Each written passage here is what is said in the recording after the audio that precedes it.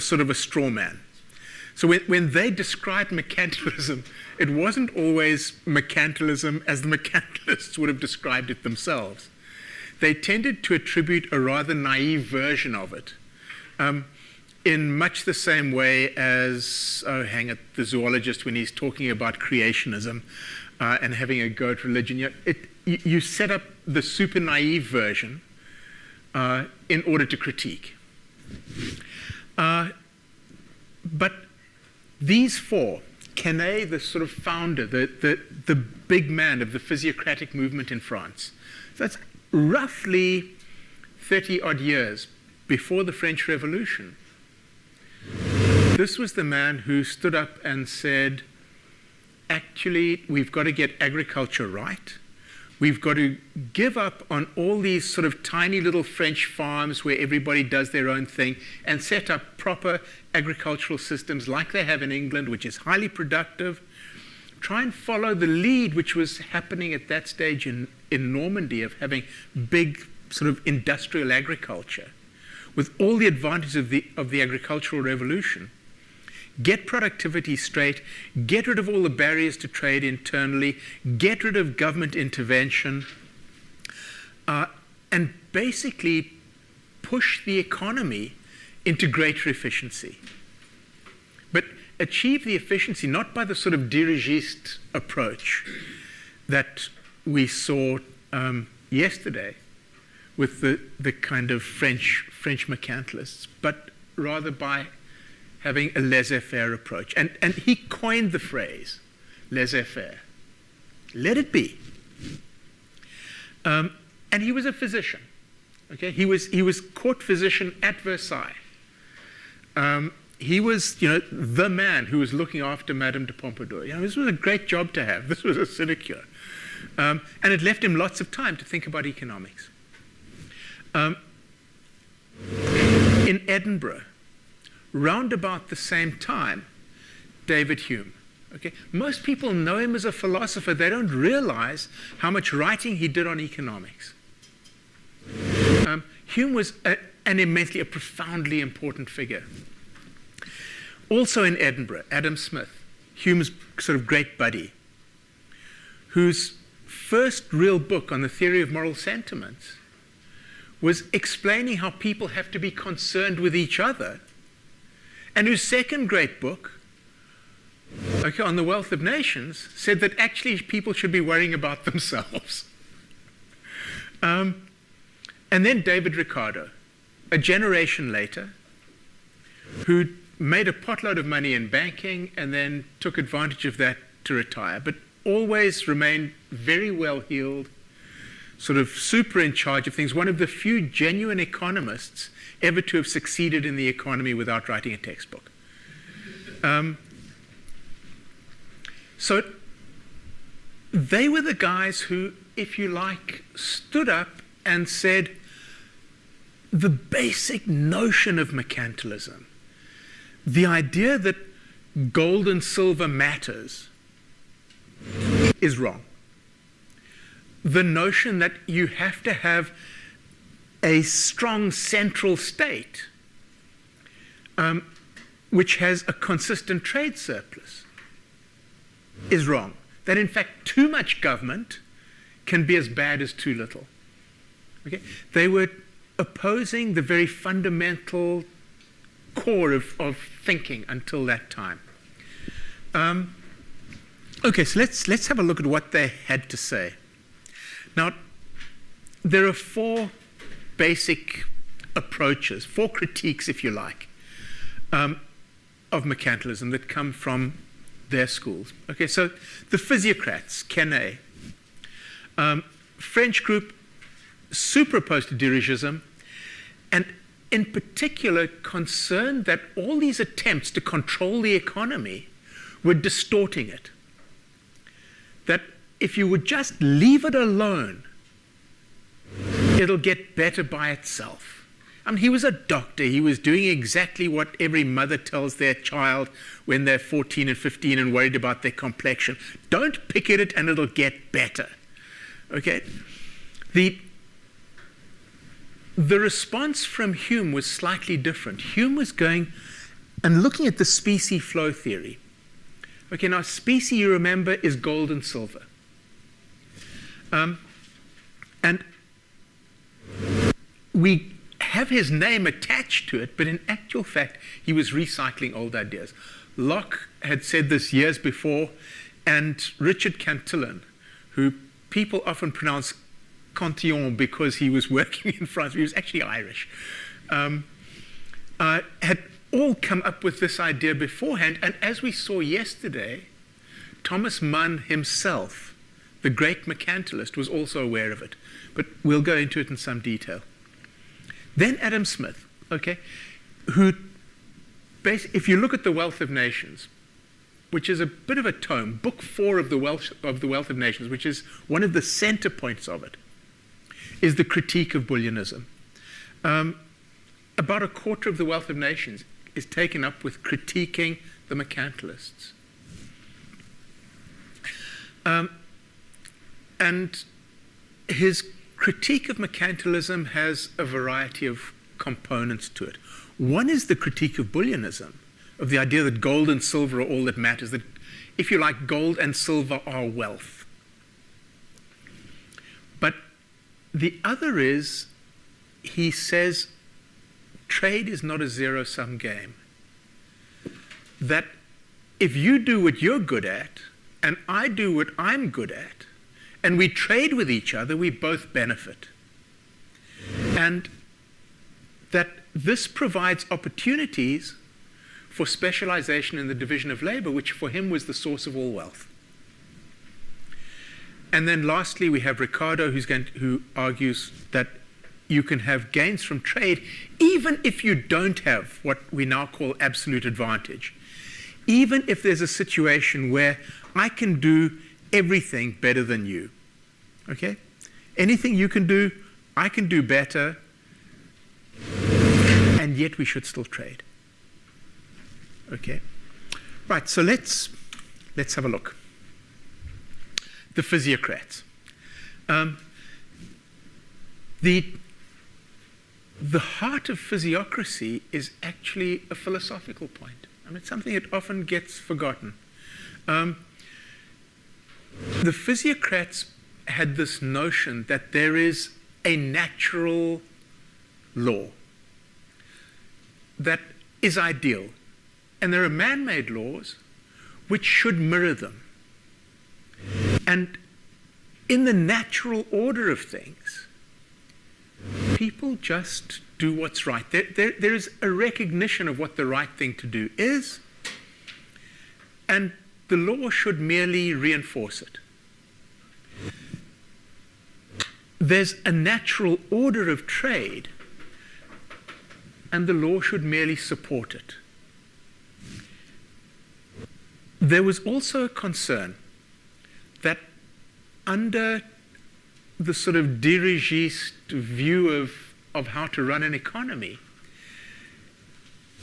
Colbert had been pushing really hard for the development of manufacturing, and in order to push manufacturing, he had penalized agriculture. And the physiocrats looked at agriculture and said, what is the difference between farming and manufacturing? Well, they said, a farmer takes seed, which is worth nothing, puts it in the ground, and then sits back and watches while nature does the work. He then harvests and makes money. In other words, nature has a way of adding value without taking into account the labor that goes in. In other words, nature is doing the work for you. Whereas in the manufacturing sector, if nobody does it, nothing happens. Now, there's a fundamental flaw in his logic, okay? But he didn't see it. It took Adam Smith, over the ocean, well, over the English Channel anyway, to spot the hole in the logic. But for the physiocrats, agriculture was critical. And remember that France at this stage was down and out. Under Louis XIV, France had bankrupted itself.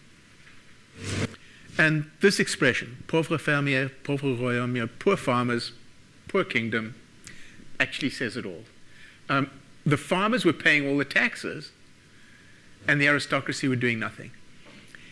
He suggested that the system of taxation should be replaced by what he called an impôt unique, a single tax. And this was to be a single tax on the land. If the land was the source of value, then you tax the land, not the farmer, but the landlord. And the landlords were all the aristocracy. So his notion, instead of the aristocracy paying no tax, which was the situation, they should be paying all the tax. Was this popular back home at Versailles? No. If they had thought about it, it's one of those sort of what-ifs. If they had thought about it seriously, would the revolution have happened? Well, quite possibly not. On the other hand, then we wouldn't have had Napoleon, and we wouldn't have had sort of European legal systems and the decimal system and so on and so on. Who knows, maybe we're better off with the revolution. He felt that in order to achieve this natural system, which would be ideal, you need to get rid of all the things that are in the way. What's in the way? Well, the government, monopolies, rent-seeking, okay, systems of regulation which are set up so that people can try and make money out of them. Basically, any system which allows for sort of people to take a bit on the side here and maybe another bit on the side there and make monopoly profits, that's in the way of efficiency. That's in the way of the natural order. Answer, laissez-faire. What's the role of government? Provide secure property rights, define who owns what, clear rules, and then leave it alone. Laissez-faire, laissez-passer. Now, it was a fairly successful critique of mercantilism, but Smith and Hume and the others felt it didn't go far enough. Okay, so let's have a look at the specie flow approach. Now, remember, specie is gold and silver. Okay, it's bullion. Now, we saw yesterday that Thomas Mann had spotted a problem. He had said, if you're running a persistent trade surplus, your money supply is going to go up, and this is going to cause problems. And what you need to do is to try and find a way of neutralizing that increased money supply. Okay, so his comment, all men do consent that plenty of money in a kingdom doth make the native commodities dearer. Increase the money supply, you get inflation. He had spotted it. Nonetheless, they, in particular Hume, whose name we give to this, had said, look, exports greater than imports, inflow of bullion, rise in the money supply. Money supply goes up, means prices go up, and if your prices are going up, then your exports are less competitive. It's a very simple chain of logic. Remembering that this is a world in which everybody is using gold and silver. So they're using bullion as the basic medium of exchange. So flexible exchange rates don't help any. What's happening is that the amount that you have to pay your workers in order to do a job, because you've got domestic inflation, is going up. Costs are going up. Problems. Okay? In other words, any attempt to run a consistent trade surplus is going to be self-defeating. Is there a way around the problem? Well, first things first, we accepted yesterday that if you have a country with a shortage of cash, then you lack the lubrication to make the cogs of industry go round. Okay, and there are plenty of cases where this has happened. If you look at the history of the southern states of the United States after the Civil War, they went into a major recession because there was a colossal shortage of cash. They'd printed their own notes, and their own notes didn't mean anything anymore. And until Union banknotes had actually moved down into the South, they were in a total mess. Mexico, during the revolution of 1910, same thing. Shortage of cash, and the economy was a total disaster. So in that situation, okay, inflow of cash makes a difference. But what are the other problems? Well, if you have substantial amounts of unemployed resources, if you've got unemployed labor, unemployed land, underemployment in general through the economy, then an increase in the money supply can provide a stimulus. Okay, it needn't cause immediate inflation. It simply generates increased demand and increased output. Increase in money supply, reducing the need for barter and increasing trade. Okay, fine, we've talked about that. One of the things that's sometimes raised is if the demand for your exports is price inelastic, then this shouldn't be a problem. Of course, people respond to that. Well, if the demand for your exports is price inelastic, why haven't you put your prices up already? And then the possibility that we distinguish between tradables and non-tradables, it could be that the tradables are only a small component of your economy. So the inflow of bullion is relatively small relative to the rest of the economy. In other words, the inflation will actually be much less profound than the simple model suggests. Okay, let's try and move on. I mean, Hume was remarkable, and he exchanged large numbers of his ideas with Smith. But what we'll see is that they tend to get subsumed in The Wealth of Nations, and I'm just going to move straight on to it. Okay, so a big chunk of this is now going to be Adam Smith, okay, the man. And most of his comments on mercantilism come from Book 4. I should add, The Wealth of Nations is one of the more readable economics texts that's been written.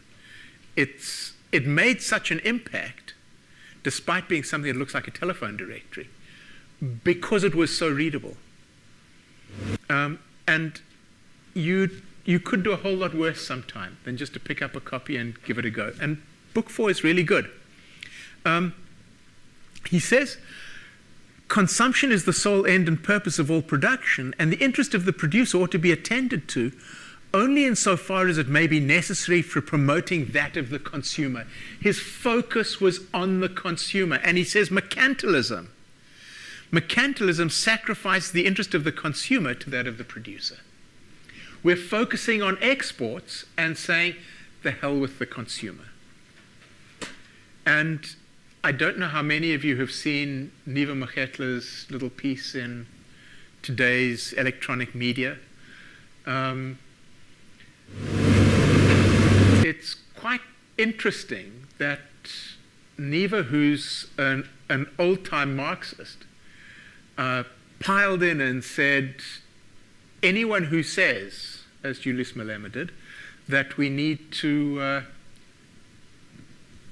keep barriers to imports of cheap chickens is forgetting about the consumer.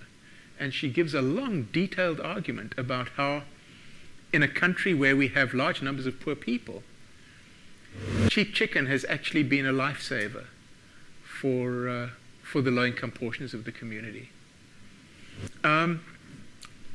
It's an interesting little piece, and I recommend it to anyone who's interested.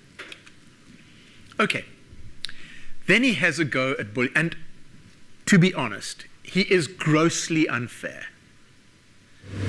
Okay, Smith really sets up a straw man here. I mean, he makes out that the mercantilists basically were idiots. And he doesn't give them nearly the credit that he should in most cases, although we'll see that he's actually quite nice about Munn. And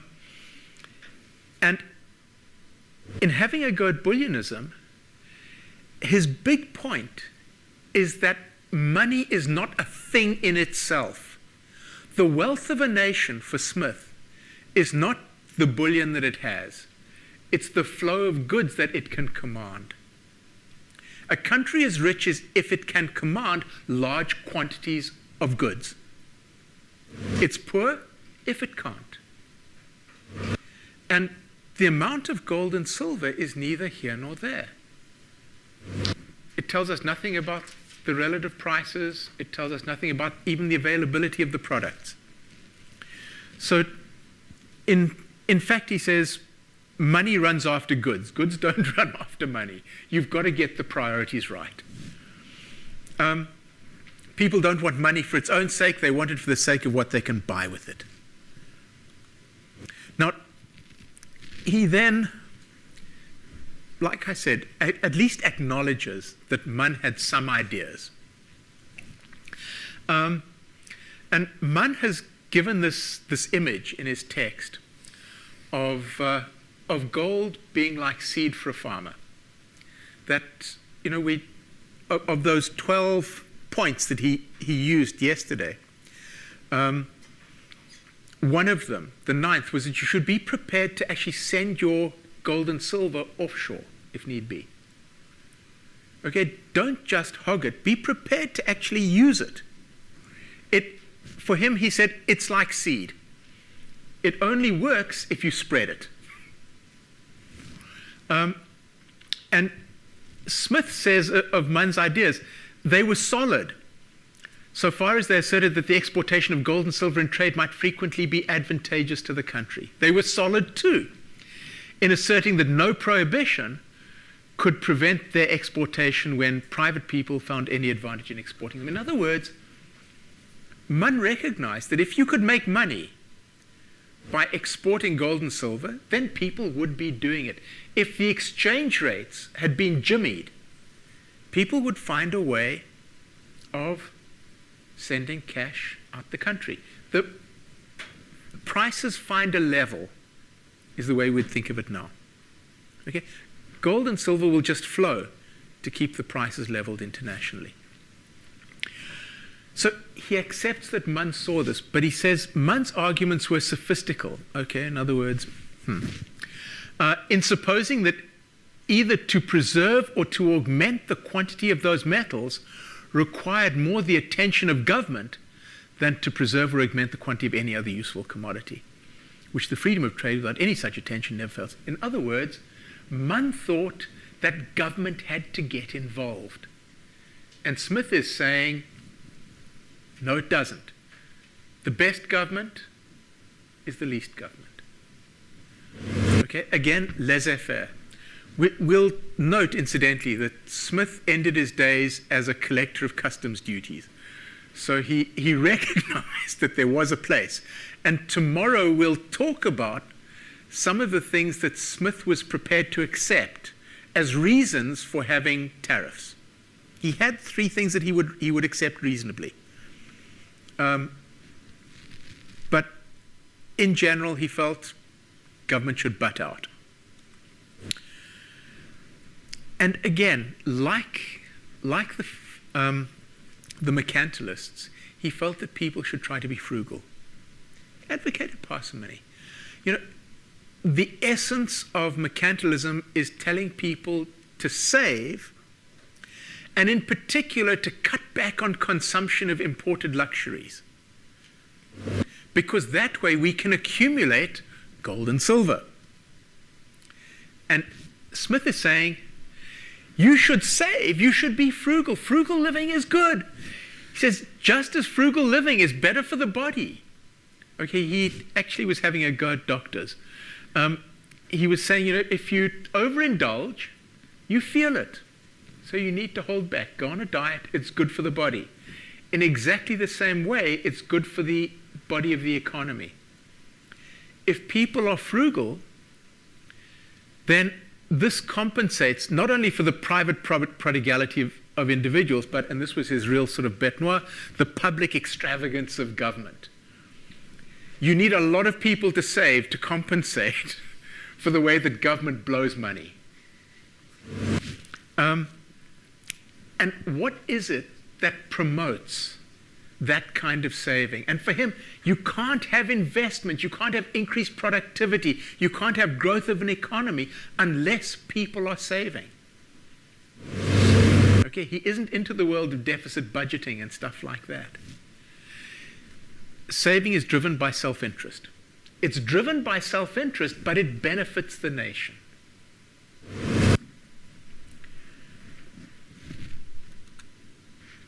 So, does the state have a role? Well, Yarnia. He says, the great object of the political economy of every country is to increase the riches and power of that country. Okay, bang in line with the mercantilists. But, and here's the difference, he says, it ought therefore to give no preference nor superior encouragement to the foreign trade of consumption above the home trade, nor to the carrying trade above either of the other two. In other words, the carrying trade is transport. Okay, so shipping. You should not favor shipping. Navigation laws favoring English bottoms, out. Exports. Your export sector should be no more valuable to the government than domestic production. You should leave it alone. The function of government, if government wants to increase the riches and power of a country, is to butt out.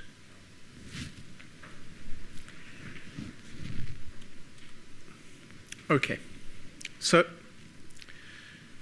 trade for him is not a zero-sum game. And he gives 4 reasons. The biggest of them comes in his notion of the division of labor. Now, Smith's ideas on the division of labor, when we first see them, feel a bit odd. He talks about everybody having a desire for truck, okay, for trucking. For everybody, he says, has this innate desire to bargain with everybody else. Which is absolute bunk. And then he says, in addition to the propensity to truck and barter, we have the division of labor and specialization. He's picking up on something that Plato and Aristotle had picked up on far long before. I mean, Aristotle has a beautiful section on actually how specialization took place. The idea that people are good at different things, and if they specialize, if they focus, they become better and better, and we then get trade and everybody benefits. Now, the difference between him and the Greek philosophers was the Greek philosophers believed that people were born to a station in life. Your father was a shoemaker, you were going to be a shoemaker. You inherited those skills from him, you learned them at his knee, and you carried on with them, and you became really good. For Adam Smith, there's no heritability of these skills and characteristics. For Adam Smith, you choose an occupation that excites you, and then you become really good at it. And he felt that that habit of specialization in the division of labor was the source of all income and wealth.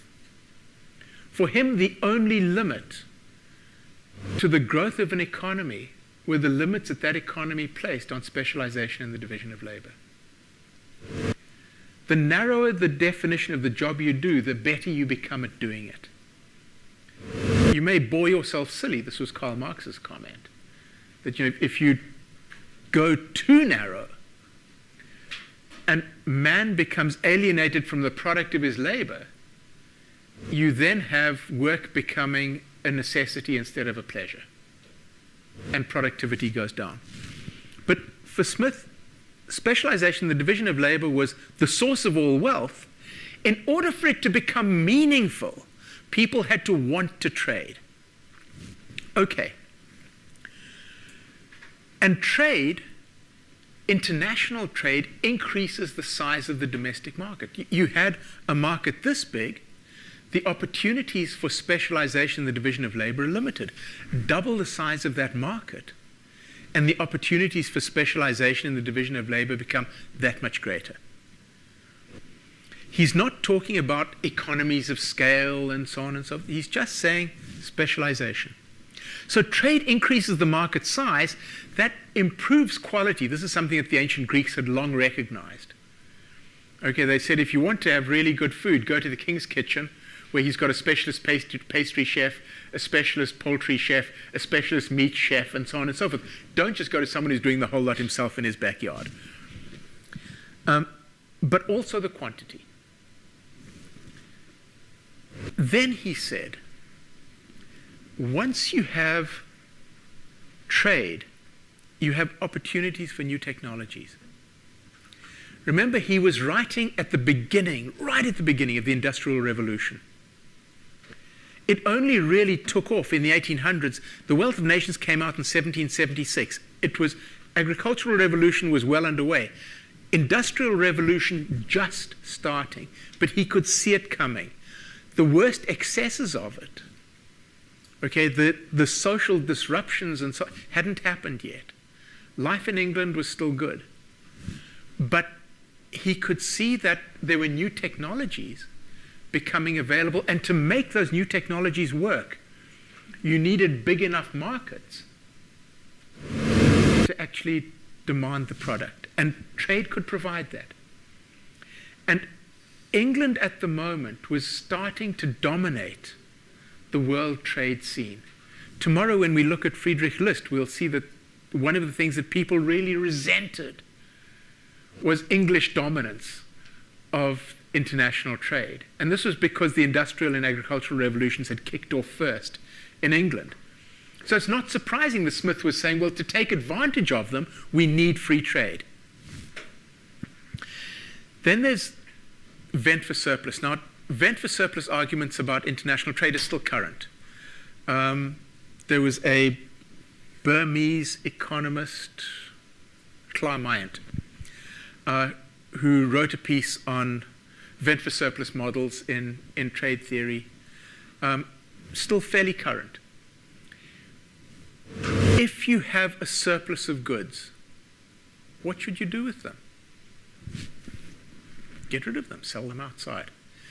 You have a domestic market. If everything you produce goes into that domestic market, you knock the prices through the floor and you cut your own throat. Take your surplus and get rid of it. Keep your local economy stable and sell the surplus. So what does trade do? It gives a value to their superfluities by exchanging them for something else which may satisfy a part of people's wants and increase their enjoyments. A fairly simple idea, but one that we often dismiss. And then the notion of absolute advantage, all right, which is what we normally associate with Smith. That if a foreign country can give us a commodity better and cheaper than we can make it, well, we'll buy it from them with a portion of our own industry employed in a way which we can do well. So we do what we do best, they do what they do best, and we swap. And everybody's happy. In other words, international trade is no different to domestic trade. I'm a teacher, somebody else is a farmer, I teach his kids, he feeds me, we're both happy. If I had to grow my own veggies and he had to teach his own family, it wouldn't work nearly as well. Well, maybe. So Smith's ideas on trade actually are a little more complex than people give him credit for. And now we come to how did I get to David Ricardo so quickly? Wow. Ricardo is the person everybody associates with trade theory. And his ideas are that little bit more sophisticated than Smith's. Because Ricardo's great insight was that we could have a situation where you can do everything better than me, and still derive benefits from trading with me. I can do nothing as well as you can and still benefit from trade. It's possible for both parties to benefit even though there is no absolute advantage. Okay, how does it work? Well, the simple example is the heart specialist and the motor mechanic. Imagine a heart specialist who is brilliant with his hands. He enjoys tinkering with engines. He is actually a brilliant mechanic. Man is absolutely outstanding. He's the classic polymath. Good surgeon, good mechanic, plays the piano, does everything. You get them. But when his car is giving him trouble, does he fix it himself? Well, if he did, he could be standing at an operating table for the 4 or 5 hours it would take him to sort of gut his car, and he could be gutting a patient at far more lucrative rates. The sensible thing to do. He should be opening up people and not opening up bonnets. It makes financial sense. Even though he can do both jobs better than the mechanic.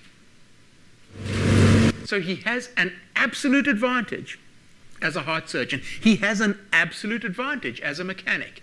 Nonetheless, he employs a mechanic to fix his car. It makes financial sense. That's the basics of comparative advantage.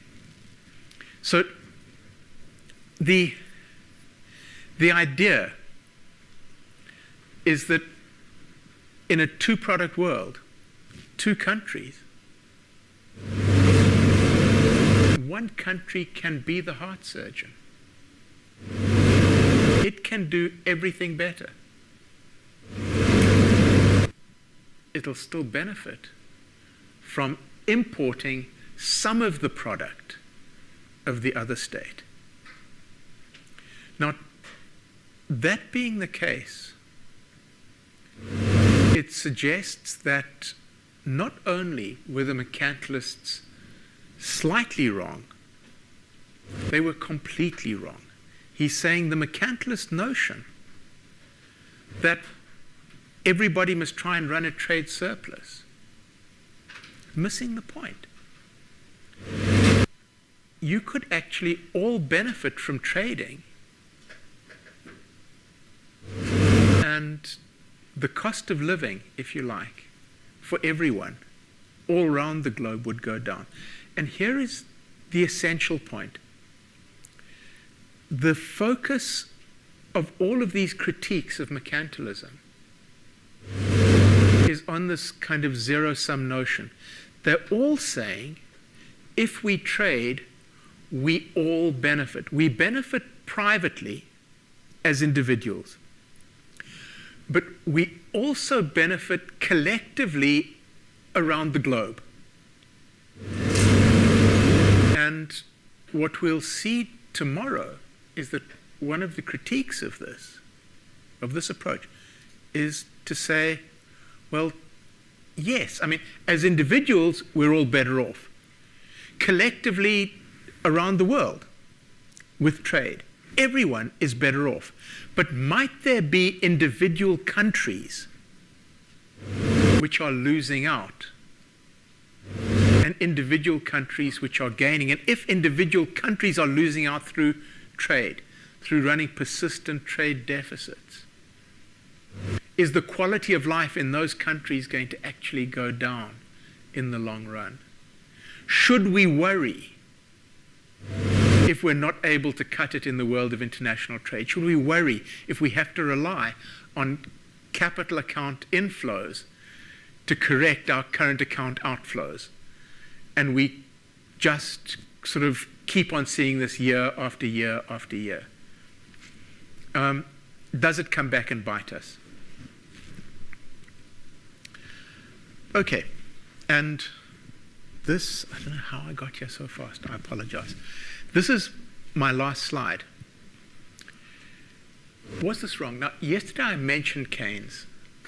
And I said Keynes had this defense of mercantilism where he said increasing the money supply reduces interest rates and stimulates investment.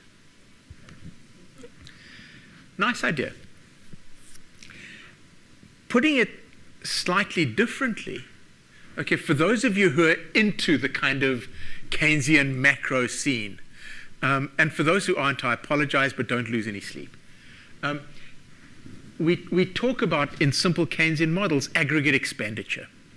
Keynes was all about trying to stimulate demand. If there's a recession, what you want to do is pick demand up and lift it.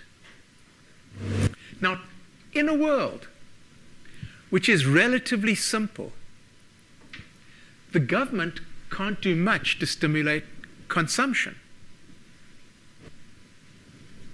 They can rely on sort of falling interest rates a bit to stimulate investment, but they can't actually control it. In a simple world, in a mercantilist world, there was no government expenditure.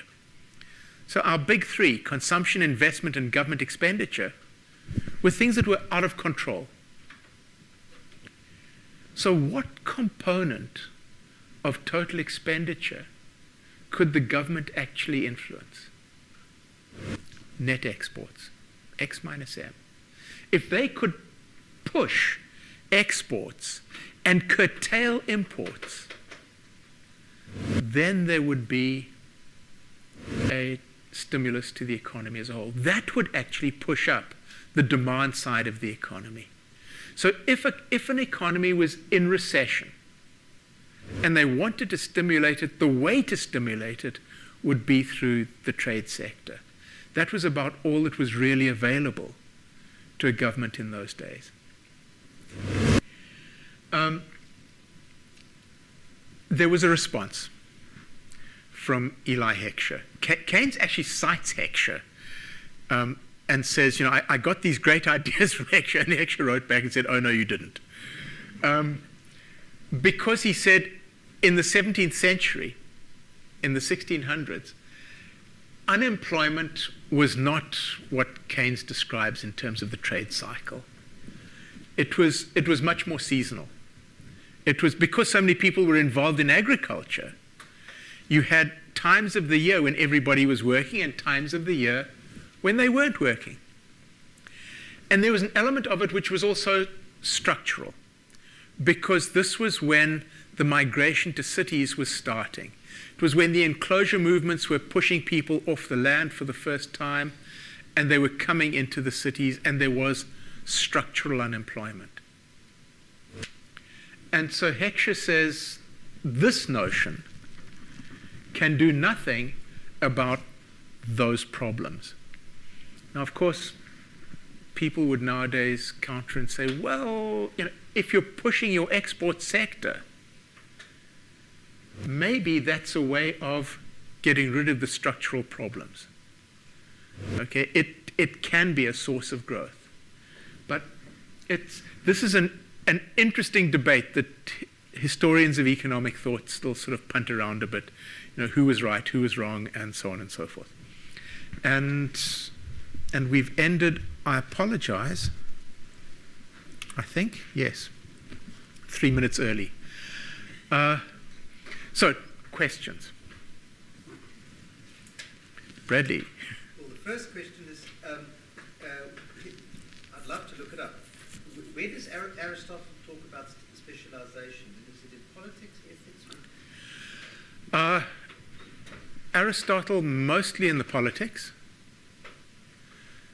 and I can dig up my my references for you, but he has a section where he talks about the emergence of specialization, and he has this piece about a rural village where there are people who are hunting and people who are planting and people who are making equipment and people who sort of make plowshares and so on and so forth, and how gradually the productivity of the group increases. And Plato has really interesting ideas, because Plato's laws are based on the period when Athens was sending out colonies. And he has this question: if everybody is going to be specialized, how many people do we actually need for a viable colony?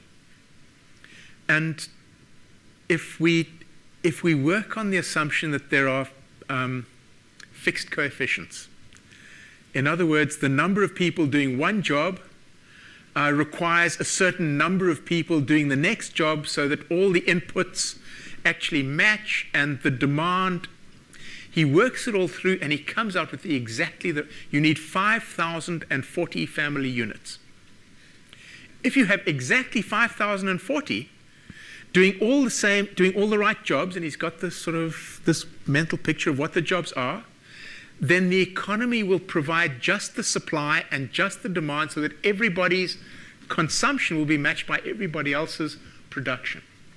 It's very elegant and way ahead of its time. Leontief got a Nobel Prize for saying much the same thing. Is that in Republic? That's in the laws.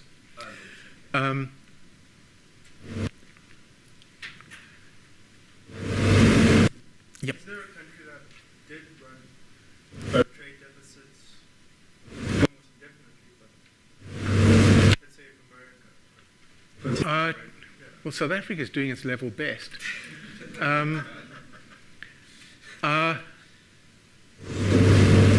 Technically, you can't, or you shouldn't be able to. The one interesting case, I suppose, of a country that theoretically could, is the United States. Because the US dollar is an international currency, you have this thing they call the dollar overhang. Technically, the US can carry on pumping dollars into the world economy to pay for its imports. And this is one of the reasons why the Chinese are so envious of the US dollar as an international currency.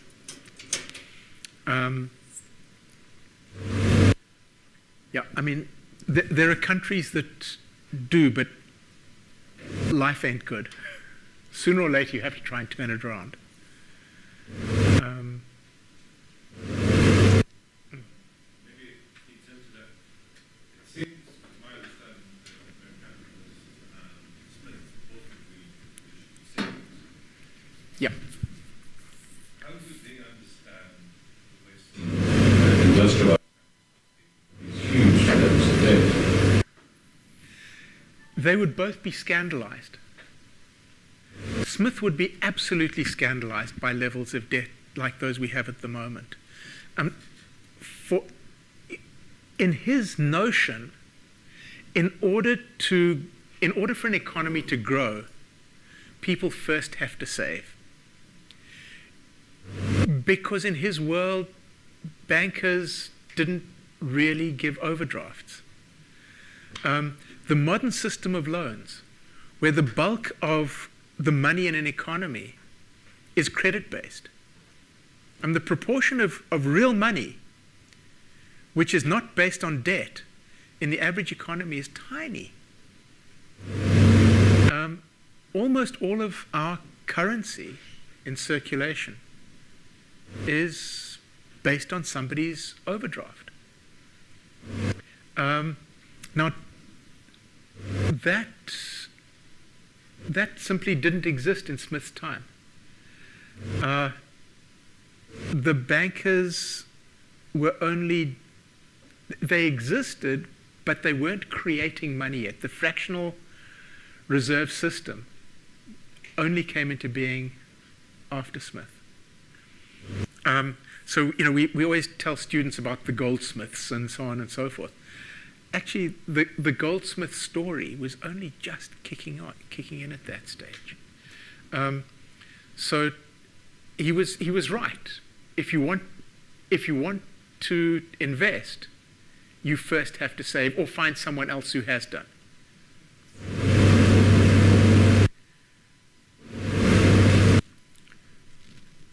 One final plug for my hero case, Mm-hmm. in defense of mercantilism. The other thing he pointed out was that and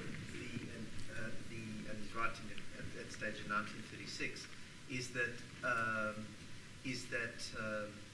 the free traders argue that free traders promotes peace, but actually, if we look at the world, they're not doing terribly well, and maybe everyone looking after themselves a little bit might not be so bad for promoting peace. Yeah, and in fact, when we get to list tomorrow, this was another one of his points, that the essence of economic growth is first to have stability and peace.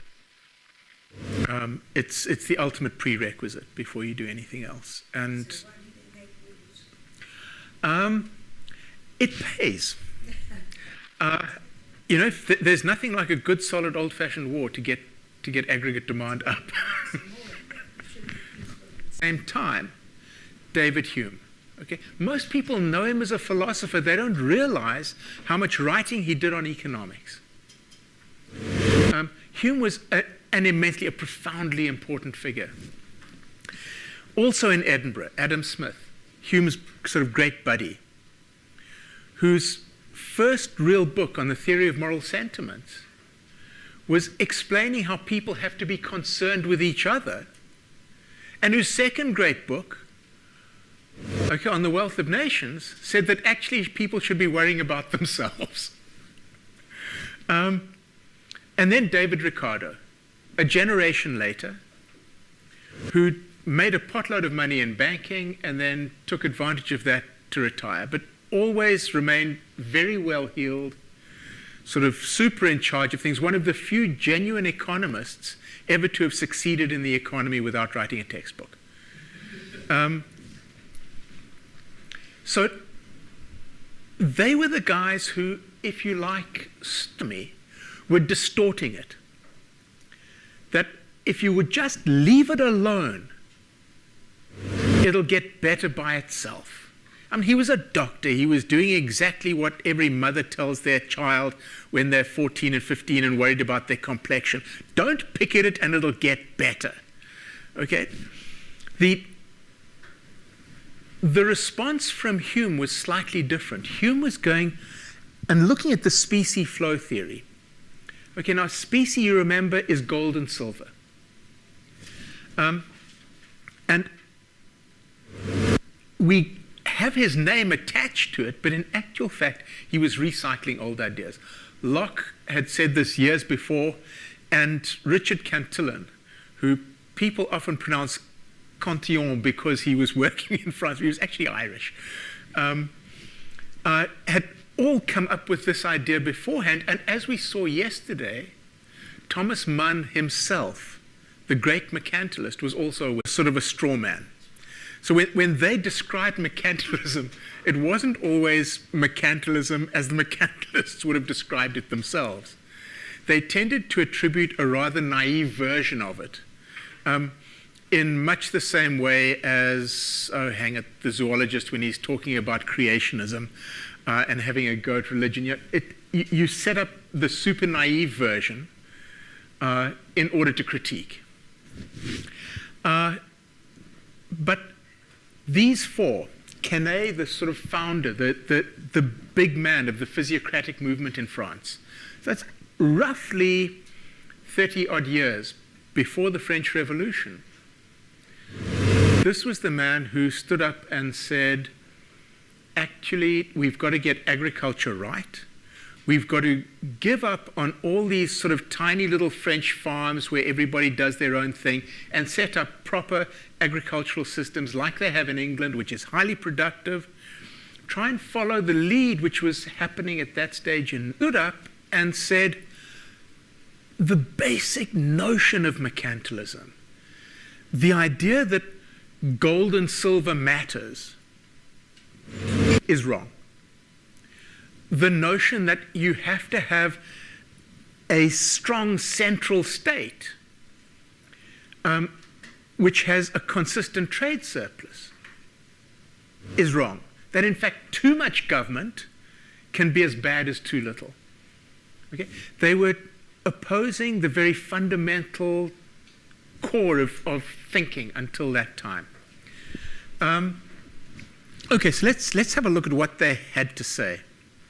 Now, there are four basic approaches, four critiques, if you like, of mercantilism that come from their schools. Okay, so the physiocrats, Quenet, French group, super opposed to dirigism, and in particular concerned that all these attempts to control the economy in Normandy of having big sort of industrial agriculture, with all the advantages of the agricultural revolution, get productivity straight, get rid of all the barriers to trade internally, get rid of government intervention, and basically push the economy into greater efficiency. But achieve the efficiency not by the sort of dirigiste approach that we saw yesterday with the kind of French mercantilists, but rather by having a laissez-faire approach. And he coined the phrase, laissez-faire. Let it be. And he was a physician. Okay, he was court physician at Versailles. He was, the man who was looking after Madame de Pompadour. This was a great job to have. This was a sinecure. And it left him lots of time to think about economics. In Edinburgh, round about the same